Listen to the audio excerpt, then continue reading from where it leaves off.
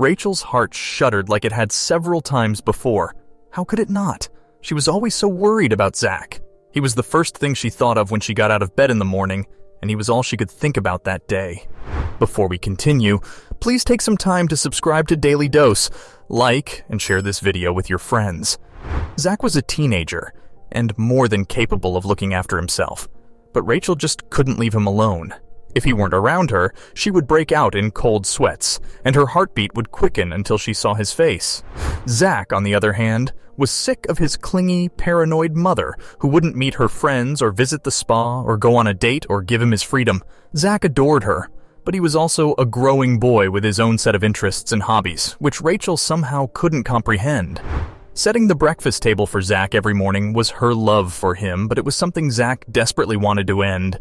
He was a big boy, and he no longer liked the pancakes, oatmeal, and orange juice Rachel made. "Mom," he tried telling her about it one Sunday, "you know, we could just stop this." "Stop what, Zach? What do you mean? This whole thing, you make me so much food every morning. Actually, I've wanted to go gluten-free for a long time." "Oh," Rachel said, "I guess I'll get some cooking books and learn some gluten-free recipes for you then? What do you think?" Zach hunched his shoulders. "No, Mom, no," he murmured, moving his fork around. "I just don't want you to hover and fuss over me all the time. I can look after myself, and, well..." He raised his head and saw Rachel's eyes well up with tears. "Why don't you go out and live your life, Mom? Is it because of me? I feel like I've been holding you back." "You're not, honey," Rachel said as she quickly averted her gaze and began slicing her pancake. "I want to support you, Zach. I'd like to do things for you that your father did not." That's what Rachel's broken marriage had done to her. Zach's dad leaving them abruptly led her to believe she had to do everything for her son, so she would take him to all the basketball tournaments and even to movies and games. Rachel was a good mother, but she couldn't seem to notice her adolescent son's need for boundaries. Her constant care and "I have to be there for Zach" attitude had turned her into an overbearing mother, something she clearly wasn't aware of. Zach now wanted Rachel to find someone who would make her happy. He desired for her to have a man who would love her, respect her, and help her in living her life happily again. Zach had seen how distraught Rachel was when his father walked out on them. She never cried or begged him to stay, but a part of her just vanished when he left. She had never been truly happy again, and all she was doing was surviving life, not living it. Zach, as a son, wanted that to change. He had high hopes when he strolled out of his school gate one day and saw his mother talking to his teacher, Mr. Patel. He was a 6-feet-tall Indian man with tanned skin, brown eyes, and a heart that wanted Rachel. "So how did it go?" Zach asked Rachel on their way home. "What do you mean?" "You don't have to pull an act in front of me, Mom. I overheard you and Mr. Patel, and he asked you out on a date." "Well, I said no, Zach," Rachel said flatly, parking the car outside the grocery store. "Just remain in the car. I'll go get some groceries and be right back. Do you want me to get you something?" "Mom, you can't be serious." "What? How could you just turn him down? He's literally the hottest teacher at school. I mean, so many female teachers are crazy about him, Mom. And he asked you out on a date and you said no?" Rachel sighed. "Look, honey," she said, "you might be a teenager, but you still don't know how the world works, all right? Mr. Patel might be your hottest teacher or whatever, but he's not the right guy, okay? And I'm not looking for a relationship right now. Now all you're going to do is wait here and I'll be right back." "Not the right guy," Zach muttered angrily. "Nobody's ever right for you, Mom. I think something's wrong with you." Zach was dejected. How was he supposed to convince his mother that she was wrong and not Mr. Patel? He was a kind and sweet person who genuinely wanted to date Rachel. Wasn't she taking him too casually? Wasn't she taking him for granted? A few days later, Zach told Rachel over breakfast that he wanted to take her on an excursion in the desert. He had been planning it for quite some time, and he finally wanted to take that trip with his mom, now that summer break was here. Rachel didn't want to go, but Zach talked her into getting them the tickets, and a week later, they were on a bus to the desert. Away from the hectic life and its stress for the first time in a while, Rachel forgot her worries as she gazed out the bus window. She found herself smiling as the breeze gently ruffled her hair. Life appeared so different when you were living in the moment and not worrying about the past or the future. Rachel closed her eyes and gently rested her head on the window, letting the fresh air caress her face. Their city was 5 hours away from the desert. Zach was ecstatic to show her the hot air balloon show she'd always wanted to see. Rachel had a ton of pictures of hot air balloons at her house and office. She had purchased an entire library of books about Montgolfier hot air balloons because she couldn't get enough of reading about them. "Mom, we're going to be there soon. I can't wait," Zach said excitedly, but Rachel could hardly make out his voice. With her eyelids closed and mind relaxed, she dozed off. When she awoke, she heard the bus driver's voice telling her they had almost arrived at the destination. But when Rachel rubbed her eyes and grabbed her bag from the bottom of her seat, she realized Zach was not on the bus. Even his luggage was missing. Rachel's heart shuddered. Zach, what the hell? Where is he?" Rachel sprang to her feet, terrified, and began searching the bus seats for her son, but he was nowhere to be found. She looked out the window as well, but he wasn't there. Rachel pulled out her phone and called him, but Zach's phone was not reachable. Excuse me," she cried as she dashed to the driver, Zach's photo on her phone. "Have you seen this teenage boy? He's my son, and he was on the bus with me. We boarded together and—" "Oh, I did see him. Yes, I did. This young man got off near the gas station, at the last stop," the driver said. "Wait, what did he do? Are you sure he got down at the gas station?" Rachel's heart dropped when the man said yes. "Sir, could you please take me back there? I doubt I'll be able to find myself another ride out here, and I'm worried about my son. I'm not sure why he'd stop at a random gas station, and I'm at a loss for what to do." "What?" a passenger yelled at her. "Ask her to hitchhike. We're not going all the way back there. It's 45 minutes from here."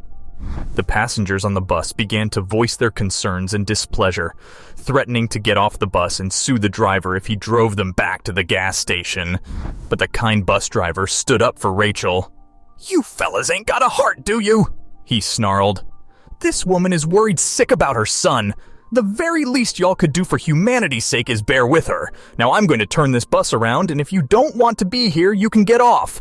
Ladies and gentlemen, help yourself," he added, holding the bus gate open for them. Rachel could hardly hold back her tears. "You take a seat, ma'am," he said. "You'll find your son, don't worry." "Thank you," Rachel whispered as she returned to her seat. Her heart wouldn't find peace, though, until she saw Zach. Where had her son gone? Why did he get down at a gas station without waking her up? It was all her fault, she reasoned.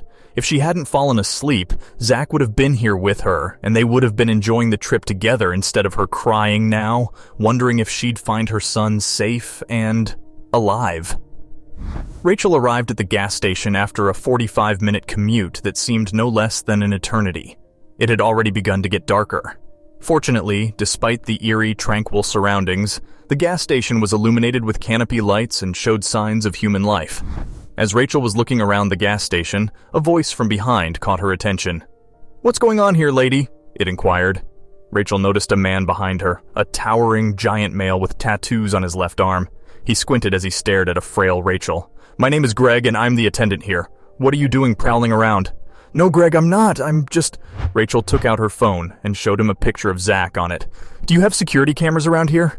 Can you please check them? My son, he's gone missing. I have to find him. He was last spotted at the bus stop next to your gas station."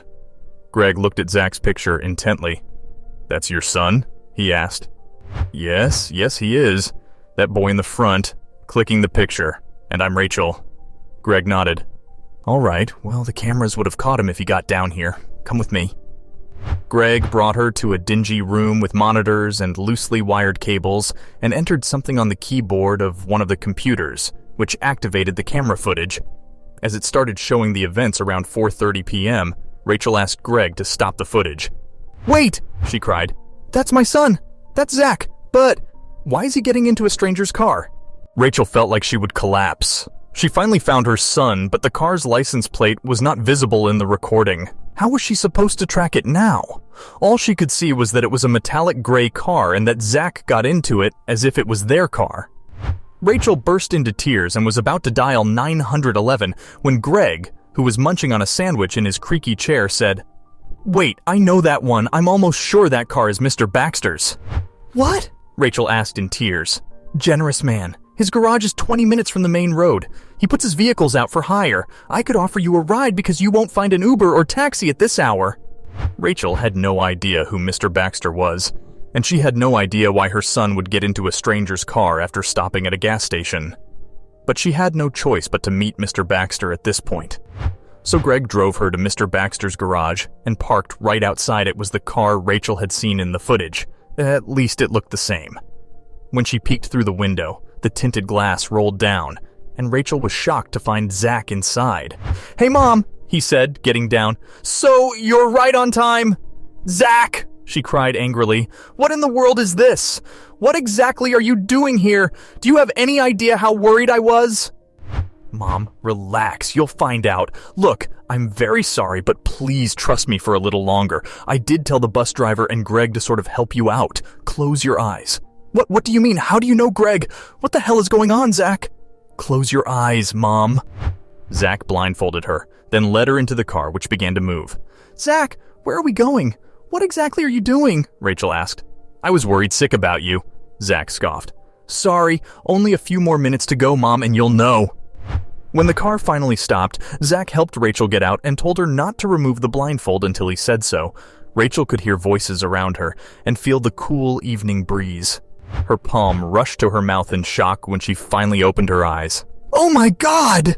she gasped, staring at the massive hot air balloon in front of her and a smiling Mr. Patel beside it. "He arranged for us to watch the sunset, Mom. We can ride the balloon. The sunset looks the brightest from here." "It was his idea to plan this surprise for you after I told him you loved hot air balloons.